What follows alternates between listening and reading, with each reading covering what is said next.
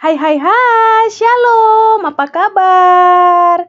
Jangan lupa mampir di channel aku ya, dan like, subscribe, dan komen supaya selalu mendapatkan notifikasi baru dari channel Langkah Kecil bersama Yesus. Selamat menyaksikan, Tuhan Yesus memberkati.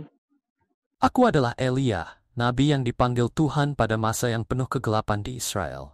Aku diutus untuk mengingatkan bangsaku bahwa Allah, Tuhan yang hidup, masih memerintah. Banyak yang telah berbalik darinya, termasuk Raja Ahab, dan tugas berat ini berada di pundakku. Ketika aku berdiri di hadapan Ahab, raja yang telah tersesat dengan menyembah berhala, aku merasa kekuatan Tuhan mengalir di dalam diriku. Dengan tegas, aku menyampaikan firman Tuhan. Demi Tuhan yang hidup, Allah Israel, tidak akan ada embun atau hujan dalam beberapa tahun ini kecuali aku mengatakannya. Begitu ucapku, meskipun aku tahu, ini akan membawa kekeringan yang panjang bagi negeri ini. Tapi, firman Tuhan harus disampaikan, tak peduli betapa sulitnya. Kemudian, aku diperintahkan untuk bersembunyi di tepi sungai Kerit. Di sana Tuhan memelihara hidupku dengan cara yang luar biasa.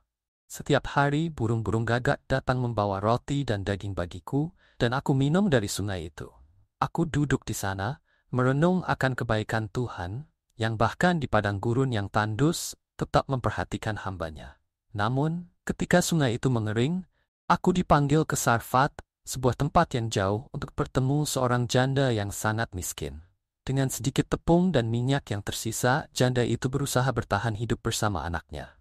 Aku berkata kepadanya, "Buatkanlah roti kecil untukku terlebih dahulu, sebab tepung dan minyak itu tidak akan habis sampai Tuhan menurunkan hujan." Meski dengan hati ragu, dia taat. Tuhan melakukan mukjizat.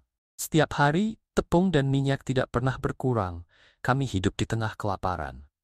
Namun cobaan datang ketika anaknya tiba-tiba meninggal. Kesedihan memeluk sang ibu dengan erat, dan dalam keputusaan dia meminta bantuanku. Aku membawa anak itu ke kamar, berdoa dengan sepenuh hati, dan memohon, "Ya Tuhan Allahku, kiranya nyawa anak ini kembali kepadanya."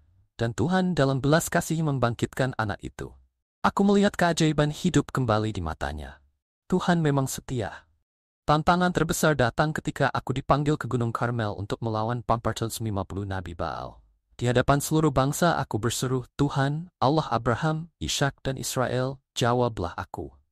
Dan tiba-tiba api dari langit menyambar mezbahku, membakar habis persembahan, bahkan air yang dituangkan di sekelilingnya. Semua orang berseru, "Tuhan dialah Allah." Itulah saat di mana Allah membuktikan siapa yang berkuasa di atas segalanya.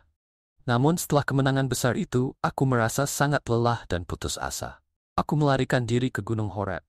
Di dalam gua, Tuhan datang bukan melalui badai, bukan melalui api, melainkan melalui suara lembut yang bertanya, "Apa yang kau lakukan di sini, Elia?" Aku menyampaikan keluhanku merasa sendiri, tapi Tuhan memulihkanku dan memberiku tugas baru. Pada akhirnya, setelah perjalananku selesai, aku dipanggil Tuhan dengan cara yang luar biasa. Di tepi sungai Yordan, kereta berapi datang menjemputku. Elisa, muridku, melihatku diangkat ke surga. Roh Tuhan yang dulu menyertaiku, kini diteruskan padanya. Tugasku di bumi berakhir, tetapi karya Allah terus berlanjut. Aku adalah Elia, hamba Tuhan, saksi dari kuasa dan kasih-Nya yang besar.